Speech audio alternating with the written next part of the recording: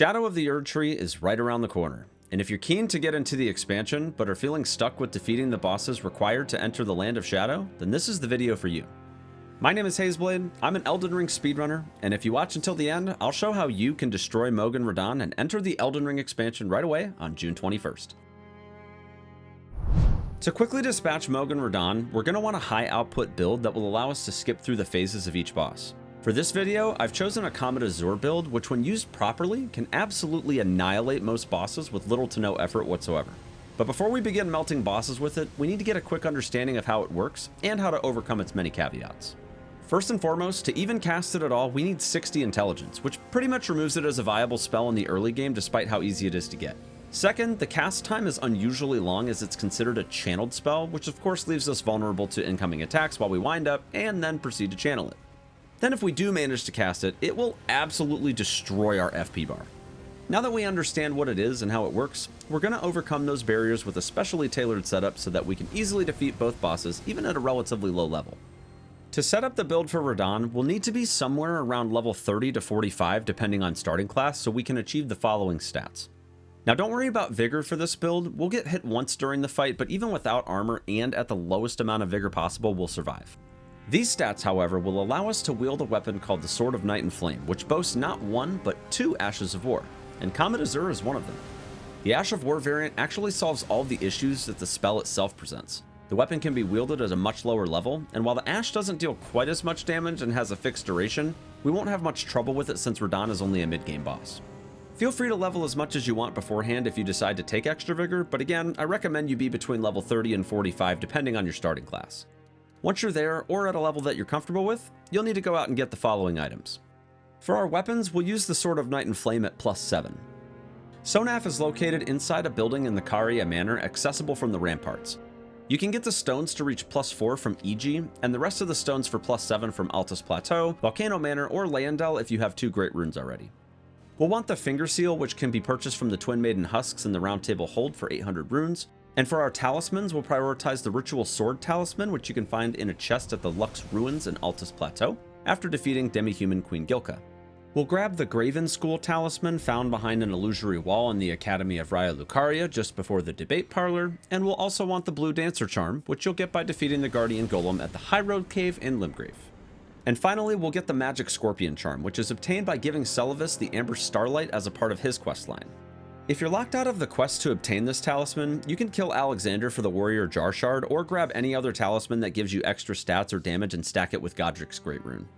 For our flasks, we'll want at least one flask allocated to the Flask of Cerulean Tears, and inside of our Physic Flask, we're going to want the Cerulean Hidden Tear and the Magic Shrouding Crack Tear. You can get the Cerulean Hidden Tear from the Ulcerated Tree Spirit guarding the Minor Erdtree in Mount Gelmir, and the Magic Shrouding Crack Tear from the Erdtree Avatar near the Minor Erdtree in northeastern Liurnia. The only actual spell we need for Radahn is Golden Vow, which can be found at the Corpse Stench Shack at the end of the path near the Broken Bridge to Mount Gelmir.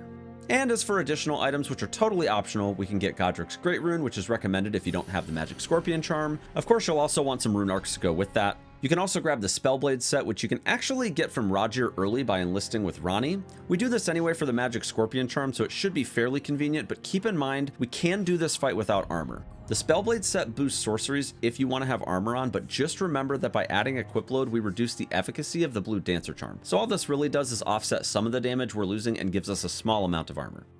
And finally, you'll want some larval tears, at least 3 if you're changing builds for this guide. Once you've collected these items, head over to Radahn's fortress in southeastern Caelid, get naked, and prepare for battle. Before entering the teleporter, cast Golden Vow and two-hand the Sword of Night and Flame. Immediately after entering, mount up on Torrent while moving directly away from Radahn and keep dashing until he despawns. If done quickly enough, the gravity arrow he's trying to shoot will also despawn. From here, it's safe to approach him. Radahn should fire an arrow out into oblivion, put away his bow, and switch to his Starscourge greatswords. While approaching him, drink a Cerulean Flask, and after reaching the open area past the summons, strafe on Torrent until Radahn performs this attack. When he uncrosses his arms, move directly towards him, and once he lunges, perform a Dismount Strong attack, immediately followed by a Comet Azure. Get close to him and between his legs while he picks up his swords, and as soon as he lifts his leg, cast another Comet Azure. He'll start phasing now, which is RQ to strafe left around his legs until he bangs the hilts of his swords together. Once this happens, drink the Physic Flask and immediately follow up with another Comet Azure. If timed correctly, he should pull us in with his gravity spell as soon as ours ends. Now when he does this, it can go one of two ways depending on how we're positioned.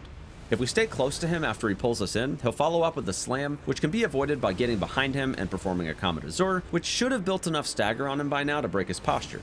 Simply follow up once more with Comet Azure, and he's dead. The other thing that can happen is if we're not close enough after he pulls us in, he won't follow up with the slam, and he'll run away and go ride a Comet of his own and try to kill us. If that happens, don't worry. We can carefully reinsert ourselves next to him as he lands and finish him off while he's trying to summon his pet rocks. And that's it. We've bested Radahn and are well on our way to entering the Land of Shadow. But we still have one more boss to kill.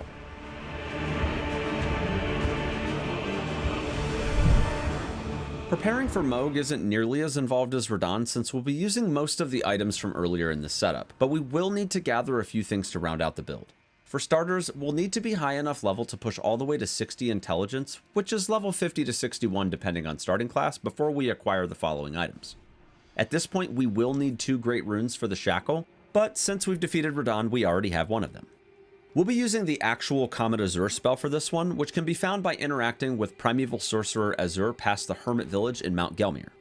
We'll also want Mohg's Shackle, which you can get in Leyndell Underground in the Subterranean Shunning Grounds.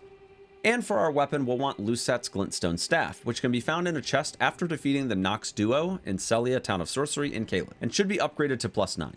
If you've already defeated Morgott in your playthrough, you'll have a lot more options as far as getting your Somber Smithing Stones 8 and 9, but if you haven't defeated Morgott yet, you can get them from the Dragon Barrow in Caelid. We'll also need one more spell for this build, which is Terra Magica. You can find that after defeating the Crystallian bosses at the end of Academy Crystal Cave and taking the elevator up to Raya Lucaria Academy. We'll be using the same talismans as before, but if you have the Graven Mass talisman from the Consecrated Snowfield, you can use that instead of the Graven School talisman or the Magic Scorpion charm if you were locked out of the quest to obtain it. We'll also use the same tiers in the Physic Flask, of course, and don't forget to memorize the spells that we just got. You'll need 4 total memory slots for these spells, and since we start with 2 and we're already doing Sullivan's quest for the Magic Scorpion charm, we can get the one in his tower for free, and we can also buy one at the Round Table Hold for 3,000 runes. If you'd rather use those runes for something else though, feel free to get the memory stones from any of the towers or by defeating the Red Wolf of Radahn in the Academy of Raya Lucaria. Just like Radahn, we can do this fight naked, so once you've got your build ready, 2-hand your staff and enter the boss arena. Now, if you haven't triggered this boss before, I highly recommend you quit out after triggering him the first time so you can start further away. After entering the Fog Gate, take roughly 15 steps forward and cast Terra Magica and immediately follow up with Mohg's Shackle. While he's down, drink the Physic Flask and start channeling Comet Azure.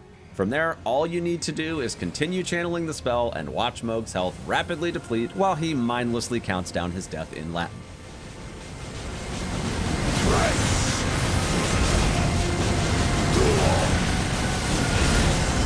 I can see it as clear as day. The coming of our dynasty.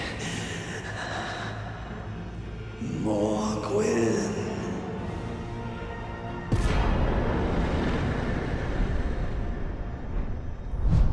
Congratulations! You've defeated the necessary bosses to enter the Shadow of the Erdtree expansion. Thanks so much for watching. If you're looking to do more to prepare for your journey into the Land of Shadow, check out these videos. I'm Hazeblade, and for all things gaming, keep it here on IGN. And also twitch.tv/Hazeblade.